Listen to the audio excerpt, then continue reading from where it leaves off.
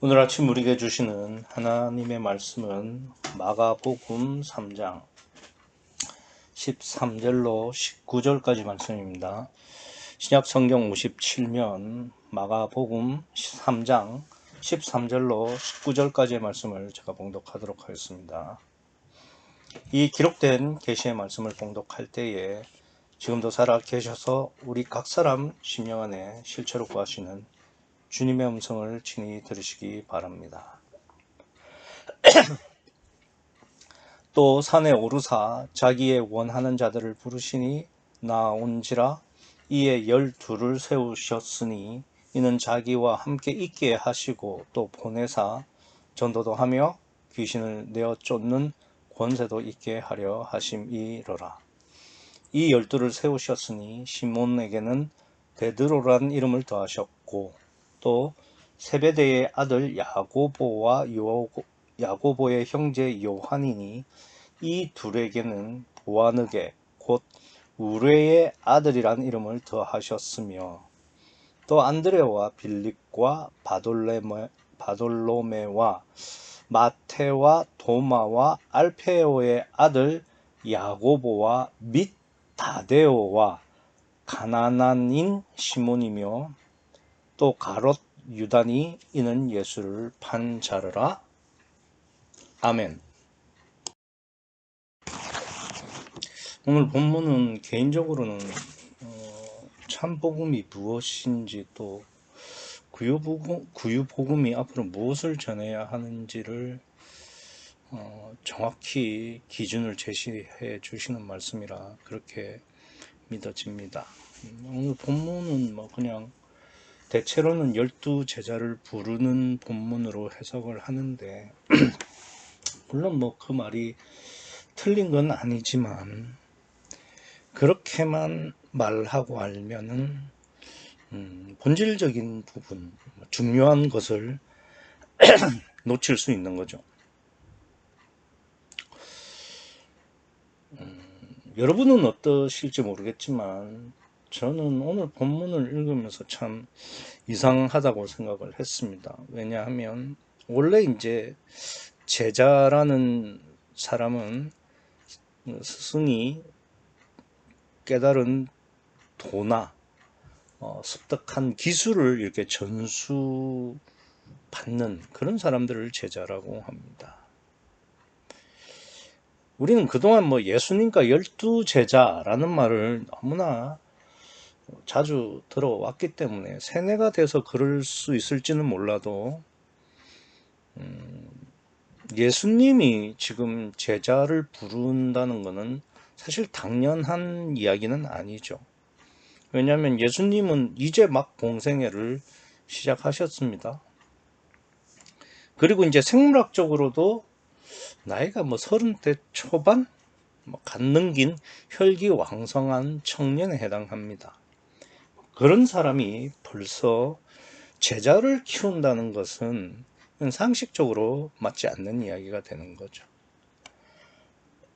이런 부분에 대해서 우리는 너무 쉽게 넘기는 것 같습니다. 그런데 이제 조금 더 본질적으로는 어떤 문제가 있냐면 예수님도 삼위일체 하나님 중에 한 분이시고 하나님이십니다. 그런데 하나님에게 제자가 필요합니까? 하나님은 그냥 혼자서 다 하실 수 있죠. 제자가 필요할 이유가 없는 겁니다. 그런데 이제 제자를 부르신다는 것은 어떤 면에서는 나는 하나님이 아니다 라는 말과 같죠. 그걸 예수님께서 육체를 입으셔서 이중체 이런 이야기를 할 수도 있겠지만 바다와 폭풍을 잠잠케 하고 죽은 나사로도 살리시고 오병이어 물리를 걸어오시고 그런 예수님이시면은 사실 능력적으로는 말 한마디면 모든 걸 다 이루실 수 있는 그런 하나님이신데 전지전능은 어디다 두시고 공생애 시작한 지 얼마 안 됐습니다. 얼마 안 됐는데 벌써 제자를 부른다는 것이 이게 말이 되는 건가? 하나님이신데 뭔 제자가 필요합니까? 하나님이 다 하시면 되죠. 따라서 오늘 본문을 그냥 단순히 12제자를 부르는 내용으로만 본다면 사실 본문을 제대로 알 수가 없는 거죠. 그냥 이렇게 불렀구나 이렇게 끝나는 거죠. 그러나 그런 의미가 아니라 다른 의미라고 한다면 우리가 보다 좀 진중하게 살펴볼 필요가 있는 겁니다. 앞단락에서 보면은 8절과 9절에 예수님에 대한 소문을 듣고 허다한 무리가 이제 예수님 앞으로 나오죠. 그래서 이제 그 사람들이 막 서로 이렇게 막 몰려드니까 이 예수님께서 싸지는 거를 이제 방지하기 위해서 배를 하나 등대시키고 그 배 위에서 이렇게 말씀하시고 했던 거를 앞단락에서 말씀을 하고 있습니다. 그리고 이제 오늘 본문에서 13절에 또 산에 오르사라고 되어 있습니다. 산에 오르셨다는 것은 아직은 이 예수님을 찾아온 무리들이 같이 있다 이렇게 봐야 되는 거죠. 왜냐하면 12절과 13절이 또로 연결이 돼 있고 시간이 흘렀다라는 명백한 어떤 말씀이 없기 때문에 연속된 사건으로 봐야 되겠습니다. 그래서 이제 예수님께서 산에 오르시는데 예수님은 혼자 산에 오르신 거예요. 그걸 어떻게 알 수 있냐면 이제 헬라어가 이런 게 좋은 거예요. 우리는 오르사 하면은 예수님이 산에 올랐다라는 정보만 있지 예수님께서 혼자 오르셨는지 아니면 12제자들과 함께 오르셨는지를 모르죠. 그런데 이제 헬라어는 동사도 그러니까 단수와 복수를 이렇게 구분을 합니다. 그런데 오늘 13절에 보시면 산에 오르사 할 때 이 오르사가 단수예요. 그러니까 혼자 올라갔다는 말씀이 되는 겁니다. 그러니까 예수님만 산에 올라가신 거죠. 그러니까 근데 이제 중요한 것은 뭐냐면은 예수님께서 산에 올라가셔서 그 다음에 보면 자기 원하는 자들을 불렀다 이거예요. 칼레오 부르셨어요. 그러면 어떻게 불렀느냐 이겁니다. 아니, 산에 올라갔습니다. 산에 올라가셔가지고 제자들을 불렀어요. 그 제자들은 뭐 예수님을 찾아온 그 많은 무리 중에 섞여 있겠죠. 그 제자들을 불렀는데 그럼 어떻게 부르셨냐 이거죠. 예수님 산에 계시는데 뭐 우리가 야호 하듯이 산 정상에서 예수님께서 제자들에게 야 모여라 라고 이렇게 큰 소리를 치셨을까. 뭐 그랬다면은 무리들이 예수님이 저기 계시는구나 하고 또 다 몰려들었겠죠.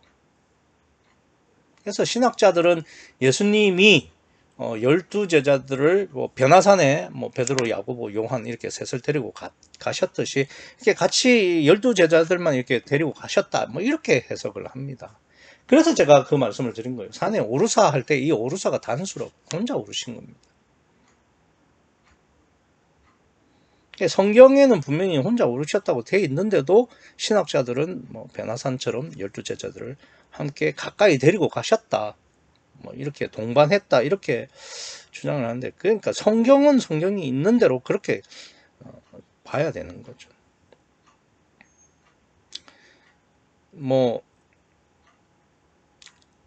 이 오늘 13절 이전에 이제 예수님께서 이 12제자들 중에서 접촉한 사람은 5입니다. 베드로, 안드레, 야고보, 요한 그리고 마태까지 이렇게 5명 정도는 이제 접촉을 했죠. 나머지는 아직 부르기 전이에요. 근데 뭐 그 사람들을 어떻게 예수님께서 그 무리 사이에 가가지고 야 너 이리 와, 너 몇 시까지 와, 뭐 이렇게 이야기한다는 건 불가능한 이야기죠. 그럼 제자들을 어떻게 불렀을까요?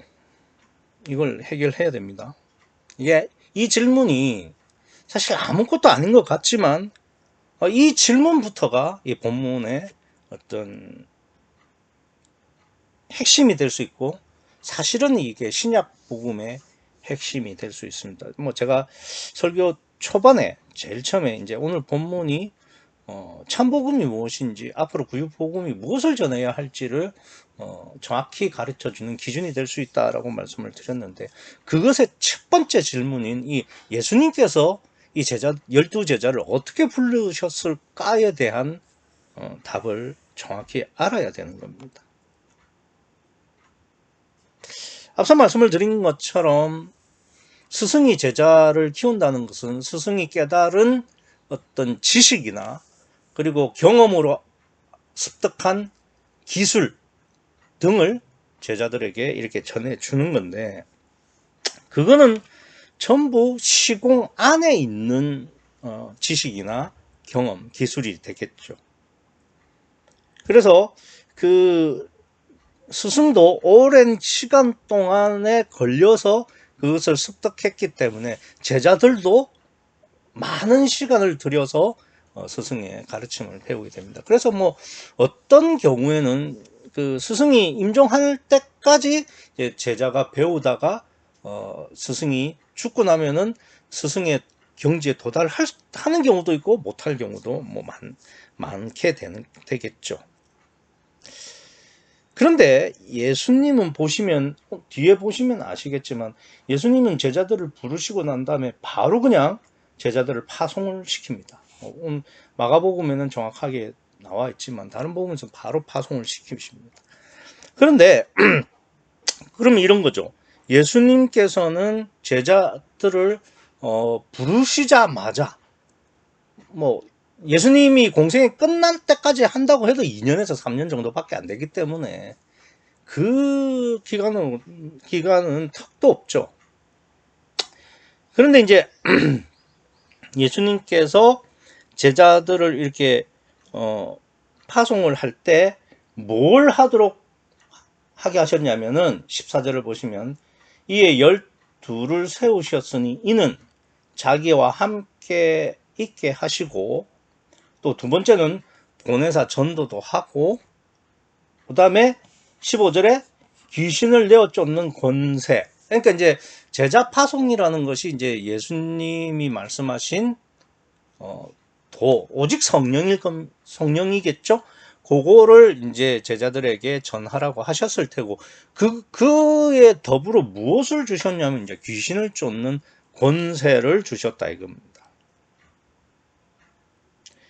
그래서 예수님이 제자들을 부르시고 파송시키면서 주신 것은 성령이었다, 이렇게 말씀을 드릴 수가 있는 거죠.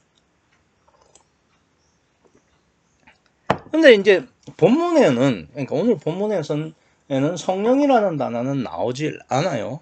그런데 왜 제가 성령을 줬다고 하느냐? 더군다나 이제 15절에 보면은 여기서는 권세라고 해서 엑수시안이라는 단어를 쓰고 있습니다. 그러니까 예수님께서 귀신을 내어 쫓는 엑수시안을 주셨죠. 언제 성령을 줬다고 돼 있냐, 이렇게 반문을 할 수 있죠. 그런데 이제 이렇잖아요. 귀신을 내어 쫓을 수 있는 분은 하나님 외에는 안 계시죠. 성부 하나님은 천국에 계시고, 성자 하나님은 지금 파송을 시키셨고, 그러면은 그 예수님이 주신 권세를 가지고 귀신을 쫓는 거니까 그 권세는 성령 외에는 뭐 없다고 말을 해야 정답이 되겠죠. 그래서 성령을 주셨다라고 제가 표현을 하는 겁니다. 그런데 왜 15절은 누가 봐도 뻔히 성령이라는 것을 알겠는데 왜 권세라는 이 엑수시안이라는 단어를 썼을까?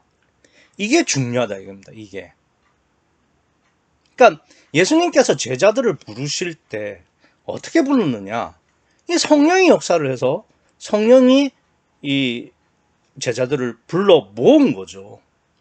그 무리들 속에 있는 12제자를 예수님께서 소리쳐 부르신 것도 아니고 일일이 찾아가서 데려오신 것도 아니고 예수님 혼자 산에 올라가셔서 부르셨는데 그 제자들이 나왔다는 것은 성령의 역사가 아니면 불가능하고, 예수님께서 결국 제자들을 부르신 이유가 뭐냐 하면은 함께하게 하시고 또 전도하게 하시고 마지막으로 귀신을 쫓는 권세를 주시기 위해서다 이겁니다.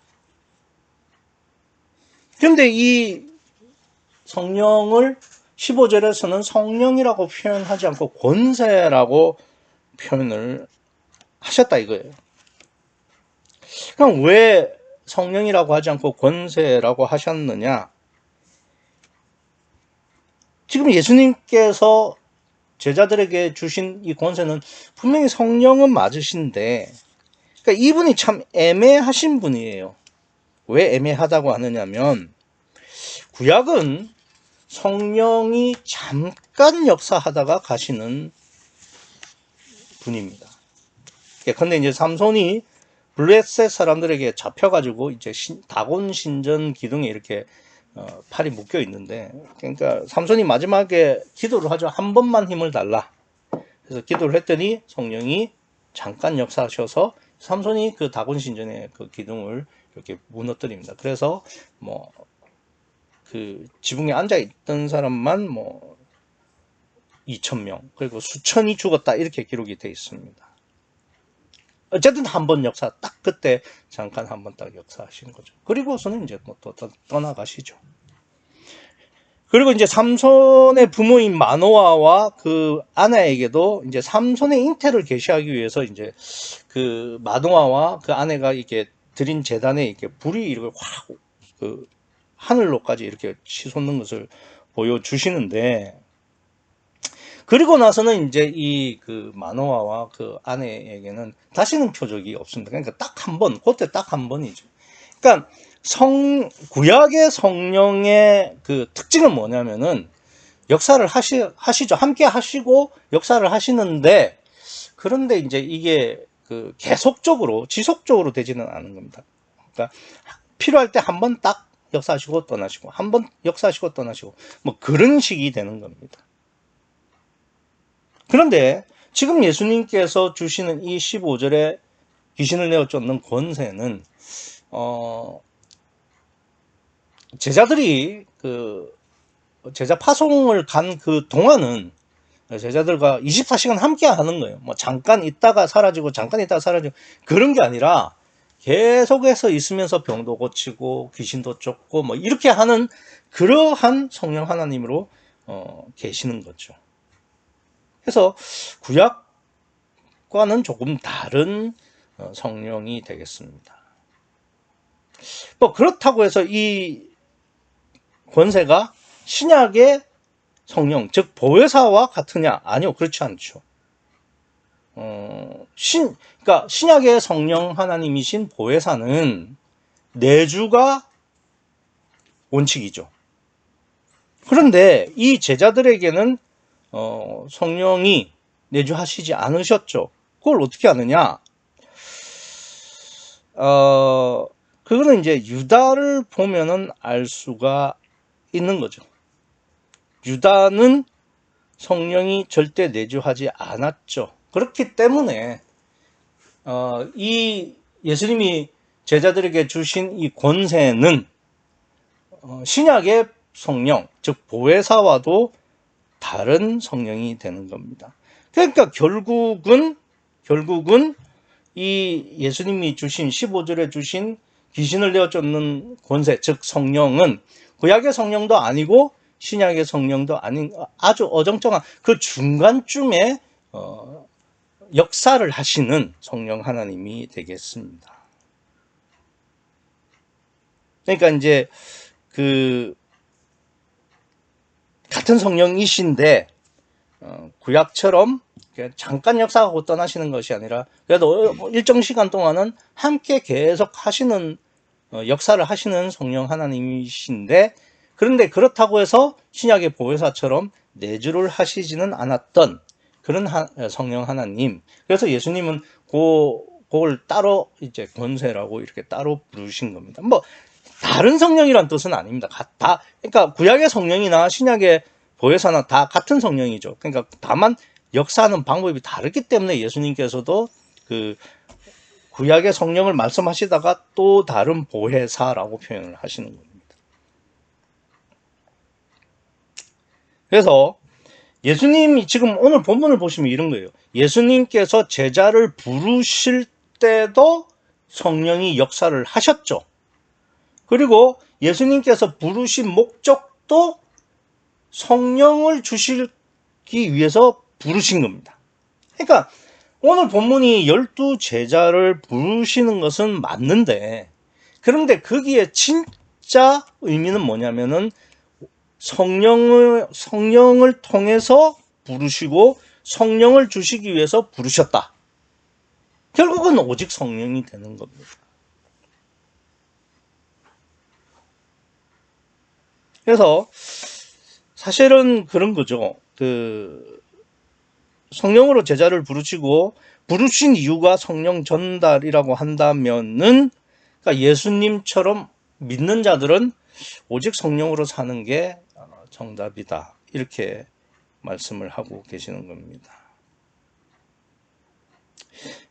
본문은 사실 이 12제자를 부르신 것은 성령으로 거듭난 그리스도인이, 그러니까 성령의 능력으로 살아가는, 그러니까 귀신을 쫓아낸다라는 그 능력이 이제 지금 우리가 거듭난 현대의 그리스도인들이 뭐 귀신을 쫓을 수 없다는 게 아니라, 뭐 귀신을 쫓는 그 능력으로만 사는 게 아니라 성령의 능력으로 산다라는 것을 말씀하시기 위해서, 그래서 오늘 본문을 기록을 했는데 뭐 그렇다고 해서 본문에서 아까 말씀을 드린 것처럼 12제자들이 이렇게 모두 성령으로 지금 그 성령이 내주해서 거듭났다라는 말은 아닙니다. 그러니까 성령으로 거듭난 자들이 성령의 능력으로 살아갈 것에 대해서 말씀을 하고 있지만, 실제로 이 제자들이 이때 성령으로 거듭나는 것은 아니죠. 근데 그 단계를 제자를 부르는 것으로 설명을 하세요. 어떻게 설명하느냐? 우선 베드로부터 보시겠습니다. 베드로를 보시면 16절에 이 12를 세우셨으니 시몬에게는 베드로란 이름을 더하셨고 라고 되어 있습니다. 그러니까 여기 시몬은 자연인 이름이죠. 원래 베드로의 육신의 이름. 그 다음에 이제 베드로는 뭡니까? 예수님이 주신 이름이 되겠죠. 그러니까 이 베드로가, 그러니까 시몬이 성령으로 거듭나면 베드로가 된다라는 말이 되는 건데, 이 베드로라는 단어는, 이름은 반석이라는 의미가 있습니다. 근데 이 반석이라는 것이 어디서 예수님께서 연유를 해서 시몬에게 베드로라는 말을 쓰셨냐면은, 제가 이제 묵도 시간에 읽어드렸던 것처럼 마태복음 16장 18절에 보면은 내가 이 반석 위에 내 교회를 세운다고 하셨습니다. 그러니까 시몬에게 베드로라는 말을 주셨다는 것은 시몬의 심령이 예수님의 교회, 내 교회를 세울 만한 심령이다라는 이야기를 하시는 거죠. 뭐 교회는 에클레시아고요. 그래서 본문에서 예수님이 제자들을 부르셔서 성령을 주시는 것, 권세를 주시는 것과 동일하죠. 그런데 이제 신약의 교회, 예수님이 말씀하시는 이 반석 위에 내 교회라고 했지 않습니까? 내 교회, 예수님의 교회는 어떤 교회냐면은 몸 밖에 성령이 있는 것이 아니라 몸 안에 내주하시는 내주의 임마누엘이 반석 위에 세워진 주님의 교회가 되는 겁니다. 그래서 예수님이 이 땅에 오신 목적도 그리고 오늘 본문에서 제자들을 부르신 목적도 성령을 주셔서 교회를 세우려고 하는 거예요. 그래서 권세를 주시는데, 이 베드로는 어떤 심령이냐면은 이제 예수님의 교회인 성령 내주의 임마누엘의 교회를 세울 만한 심령이라는 겁니다. 그러니까 지금 베드로가 거듭났다는 뜻이 아니라 나중에 그럴 만한 심령인데 지금 앞당겨 말씀을 하신다는 거죠. 그리고 임마누엘의 신앙의 단계, 임마누엘의 심령의 대표로 지금 베드로를 말씀을 하시는 겁니다. 그래서 예수님은 이 땅에 오신 목적이 무슨 다른 게 있는 게 아니라 성령을 주시려고, 그러니까 보혜사 성령을 주시려고 이 땅에 오셨고, 보혜사 성령이 육체 안에 계신 내주하시는 임마누엘의 모델로서 보여주시기 위해서 이 땅에 오신 거예요. 그래서 모델로서 3년간의 공생애를 사시다가 승천하셔서 예수님께서 아버지의 성령을 예수님이 보내주시는 거예요. 그 보내주신 성령이 내주하시는 성령, 즉 보혜사가 되는 겁니다. 그런데 이제 앞서 말씀을 드린 것처럼 이 교회는 에클레시아, 에크가 밖으로고 레시아가 레고, 부른다는 뜻입니다. 그래서 밖으로 불러낸다라는 말이 이 교회인데, 그래서 교회라는 것은 밖으로 불러내서 구분하는 거예요. 그런데 밖으로 불러냈는데, 만약에 불렀는데 안 나오면, 응대를 안 하면, 그러면 그걸로 끝인 거예요. 아무리 예수님이시라도 불렀는데 나오지 않는 심령을 강제로 끄집어낼 수가 없는 거예요. 그러면 어떤 사람이 그 예수님이 부르셨을 때 나올 수 있느냐? 그러니까 베드로는 그러한 심령이 되어서 반석 위에 세워진 교회가 됐습니다. 그러면 베드로는 어떤 그 부르심에 응답을 했기 때문에 주님의 교회가 됐느냐? 그게 바로 지금 17절에 또 세베대의 아들 야고보와 야고보의 형제 요한이니 이 둘에게는 보아너게 곧 우레의 아들이라는 이름을 더하셨으며 라는 요 단계입니다. 그러니까 베드로는 성령이 내주해서 임마누엘이 된 거듭난 그리스도인의 대표가 되고 그런 심령이란 뜻이 되는 거고, 그러면 그렇게 되기 전에 예수님이 교회로 부르실 때 어떤 과정을 통과했느냐? 그게 바로 17절에 야고보와 요한의 단계를 거치고 통과했다는 겁니다. 그러면 17절이 어떤 과정이냐, 어떤 단계냐? 여기 보시면은 야고보와 요한에게는 보아너게라는 이름을 더하셨죠. 그런데 이 보아너게는 우레의 아들이란 뜻이 있습니다. 그러니까 우레의 아들. 이게 우레가 뭐냐면 천둥과 번개를 말하는 거죠. 그러니까 천둥과 번개가 갑자기 폭발하듯이 막 화산이 폭발하듯이 막 그렇게 터지는 걸 말하는 거죠. 그러니까 그만큼 성격이 급하고 또 육적인 감정이 폭발하기 쉬운 그런 사람을 말하는 겁니다. 그러니까 그건 무슨 말이냐면은 자기의 감정을 조절하지 못하고 감정에 이끌려 사는, 그러니까 육체를 부인하지 못하는 쪽에 있다. 이런 이야기가 되는 거죠. 구체적인 예로 보면은 누가복음 9장 54절에 보면은 예수님께서 이제 사마리아 지역을 전도를 하시는데, 근데 예수님께서 이렇게 전도를 하시는데도 사마리아 사람들이 그러니까 예수님의 말씀을 받아들이지 않죠. 그랬더니 야고보와 요한이 이런 말을 합니다. 우리가 불을 명하여 하늘로 쫓아 내려 저희를 멸하라 하기를 원하시나이까. 그러니까 이런 이야기가 되겠죠. 예수님, 아니 저 사마리아 저 사람 같지도 않는 것들이 예수님의 말씀 무시하는데 그냥 하늘에서 불을 끌어내려서 쟤네들 다 불살라 버릴까요? 뭐 이런 이야기가 되겠죠. 그러니까 그만큼 그러니까 감정이 욱하면은 뭐 그렇게 감정을 이기지 못한다. 그런 의도가 되겠죠. 그래서 이 두 형제는 성격이 급하고 감정과 기분에 따라 행동을 하는 겁니다. 그러니까 육체 부인에 문제가 여전히 남겨져 있다라는 이야기가 되는 겁니다. 그러니까 이제 베드로라는 반석 위에 세워진 주님의 교회가 되기 위해서는 이 야고보와 요한에게 주신 이 보아너게, 즉 우레의 아들이라는 이 육체를 부인하지 못하는 문제를 해결해야 된다는 겁니다.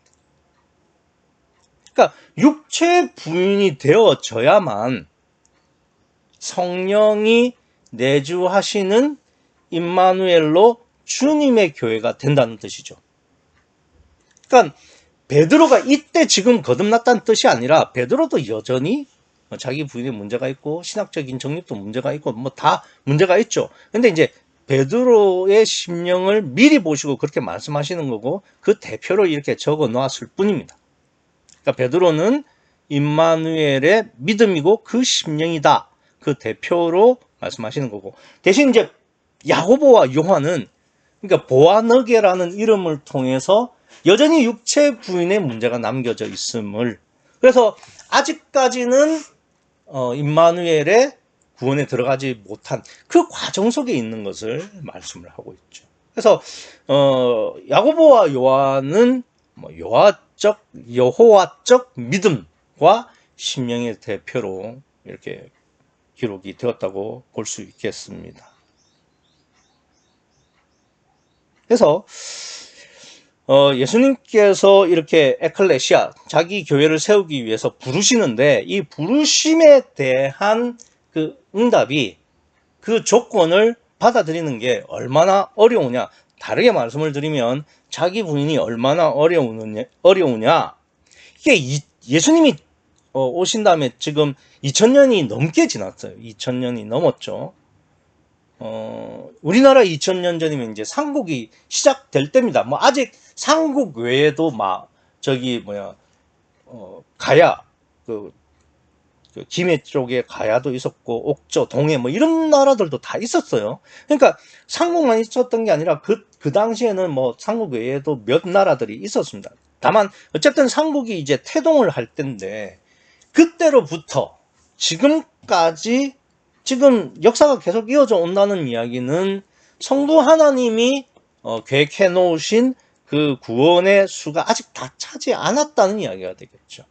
그러면 베드로와 같이 거듭난 그리스도인이 아직 성부 하나님 계획에 미치지 못한다는 말이고 그 미치지 못하는 결정적인 이유가 뭐냐? 야고보와 요한의 단계인 보아너게 우레의 아들인 육체 부인의 문제가 있기 때문이라는 말씀을 하시는 거죠. 그러니까 이게 이 보아너게라는 이 이름의 단계가 그러니까 여호와적 믿음, 여호와적 심령이 굉장히 어려운 부분이고 시간도 많이 걸리고 그리고 많은 사람들이 여기에 포함되어 있다. 이렇게 볼 수 있겠죠. 그렇지만 어쨌든 그래도 임마누엘을 위해서 구원을 위해서 그러니까 자기를 부인해 나가는 단계라고 할 수 있겠죠. 뭐 여기까지는 그나마 나아요. 그런데 17절을 보시면 18절을 보시겠습니다. 18절을 보시면 여기서 또라는 말이 나오죠. 그러니까 16절이 끝난 다음에 17절에 또, 그 다음에 17절 끝난 다음에 18절에 또 안드레와 빌립과 바돌로메와 마테와 뭐 쭉 나머지 제자들이 다 열거가 됩니다. 그러니까 이 단계에 있는 제자들은 어떤 믿음의 상태일까? 제가 말씀드렸죠. 예수님께서 산에 올라가셨어요. 산에 올라가셔서 제자들을 불렀어요. 어떻게 불렀을까요? 성령이 부르셨다 이거예요. 성령이 부르셨는데 이 12제자들 중에서도 베드로는 보다 더 인격적으로 성령과 연합해서 예수님께 나간 거고, 야고보와 요한은 여호와적인 믿음 안에서 성령과 연합해서 예수님께 나간 거고. 그럼 이 지금 언급된 18절에 언급된 제자들은 어떻게 올라갔을까요? 엘로힘 쪽으로 일방적인 성령의 역사에 의해서 예수님 앞으로 나아가게 된 거죠. 그러면 그럼 베드로가 제일 낫고 야고보와 요한은 그 다음이고 나머지는 그저 그렇다는 이야기인가? 그런 이야기가 아니라 어차피 이 12제자들은 아직까지는 믿음도 없고 그렇습니다. 다만 그러니까 예수님은 미래를 보시기 때문에 이들의 심령을 다 아시는 거죠. 그래서 시간을 앞당겨서 이렇게 평가를 하시는 거고, 그리고 그러니까 임마누엘 여호와 엘로힘의 신앙과 믿음 그리고 심령을 표현하기 위해서 그 대표격으로 이렇게 구분을 해 놨을 뿐이라는 사실을 다시 한번 말씀을 드립니다. 그래서 어찌되었든 이 나머지 제자들은 성령의 일방적인 역사로 말미암아서 예수님 앞에 나아간 거죠. 그래도 여기까지는 괜찮은 거죠. 왜냐면은 누구나 처음에는 하나님의 존재성과 역사성을 모르는 엘로힘 단계부터 시작하는 것이니까요.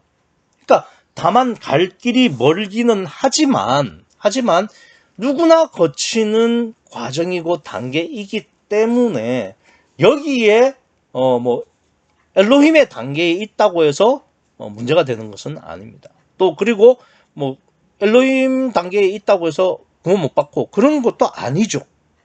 아직까지는 갈 길이 멀고 단계가 남아 있지만 어찌되었든 여기까지는 문제가 되지 않습니다. 문제는 가롯 유다가 되는 겁니다. 그래서 19절을 보면 또라는 말이 또 나오죠. 그래서 제가 말씀을 드렸지만 16절 다음에 17, 18, 19절이 전부 또, 그러니까 즉 카이로 연결이 되어 있습니다.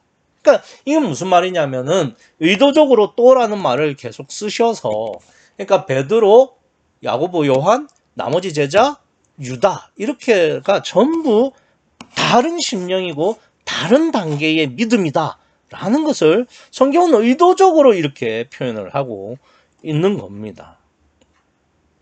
그래서 이넷은 제자들을 부르는 걸로 이렇게 그런 주제 아래에 묶여 있지만, 그러니까 자세히 보면은 4단계로 이렇게 다 나누어져 있다 이렇게 보실 수 있어야 되는 거죠.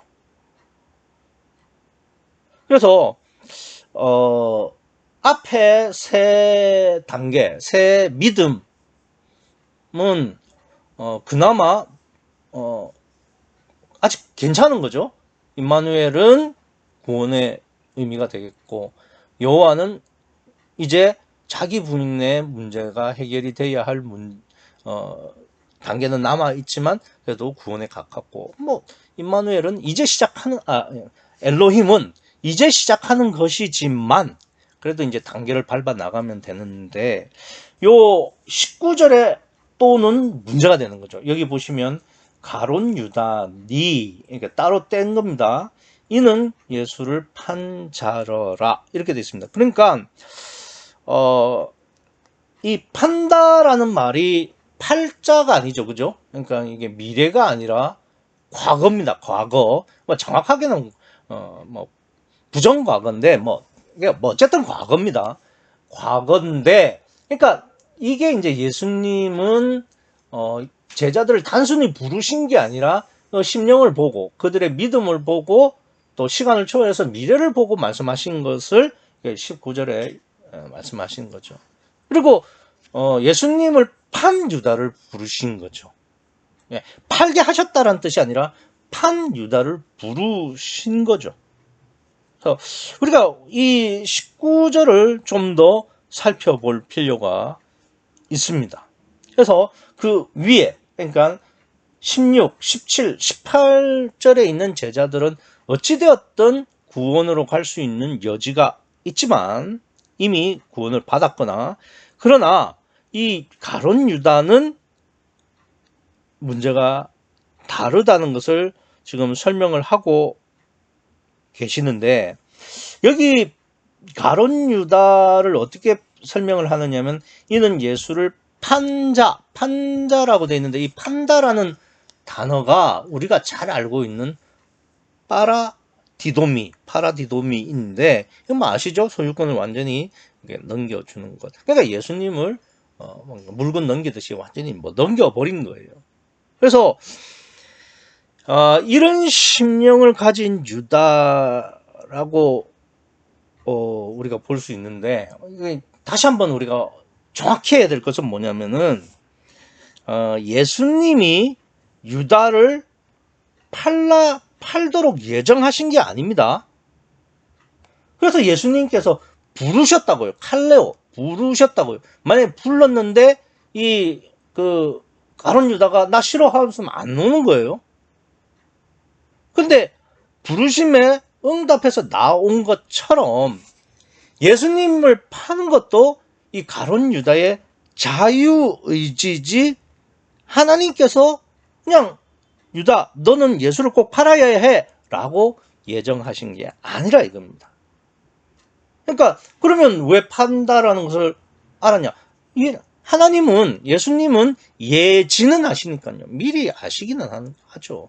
그렇다고 해서 예정하신 건 아니죠. 어쨌든 결과적으로는 유다가 예수님을 판 것을 아시고 지금 부르시는 겁니다. 그럼 예수를 판 게 왜 문제가 되느냐 이겁니다. 신학자들은 가룟 유다의 배신 그리고 동욕심을 문제 삼지만 그건 인간적인 시각이죠. 가룟 유다의 진짜 문제는 자기 본인의 문제죠. 안 그렇습니까? 돈에 눈이 멀어서 사람을 팔았다는 것 자체가 육체를 세운 거 아닙니까? 육체의 소욕대로 사는 거죠. 그러니까 유다가 나중에 자살을 하게 되지 않습니까? 자살을 하는데 이게 진짜 유다가 자살을 하게 되는데 이게 진짜 유다의 죄가 되는 겁니다. 그러니까 유다는 자기 자신의 잘못을 뉘우쳐서 자살을 했지만 그거는 뉘우친 게 아니죠. 왜냐하면은 생명의 절대 주권은 하나님에게 있기 때문이죠. 그래서 자기가 평생을 죽을 때까지 그것을 고통을 받고 했었어도 하나님이 용서를 해주시고 구원하게 해주실 기회를 유다가 마음대로 없애면 안 되는 거죠. 그러니까 결국은 유다의 자살은 자기 부인이 불가능한 심령이라는 것을 보여주신 거고, 그것의 다른 면이 바로 예수를 판 것일 뿐입니다. 그래서 예수님이 지금 부르셨잖아요. 부르셨음에도 불구하고 유다는 예수님 앞에 와가지고는 자기 딴짓을 하는 거예요. 자기가 원하는 대로 살다가 원하는 대로 죽은 거예요. 그게 자기를 부인하지 못한 게 유다의 가장 큰 죄고 실질적인 죄가 되는 겁니다.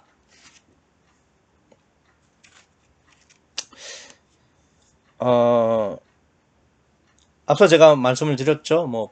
베드로, 야고보와 요한, 그리고 나머지 제자, 그리고 유다, 이렇게 4개의 단계가 있는데 가룟 유다는 스칸달론에 해당합니다. 그래서 자기 부인을 하지 못했기 때문에 스칸달론이 돼서 지옥을 갔고, 그럼 나머지 엘로힘, 여호와, 임마누엘의 경우에 있어서 임마누엘은 구원을 받았으니까 이제 상관이 없죠. 이제 나머지 엘로힘과 여호와의 경우, 그것이 이제 단계를 넘어서 그러니까 엘로힘에서 여호와로 넘어가고 여호와에서 자기 부인을 통해서 다시 임마누엘로 넘어가야 되는데, 만약에 그 단계를 넘어서 임마누엘까지 가지 못한다면, 자신의 육신의 생명이 끝날 때까지 임마누엘로 가지 못한다면, 혹은 대환란 때까지 임마누엘로 가지 못한다면,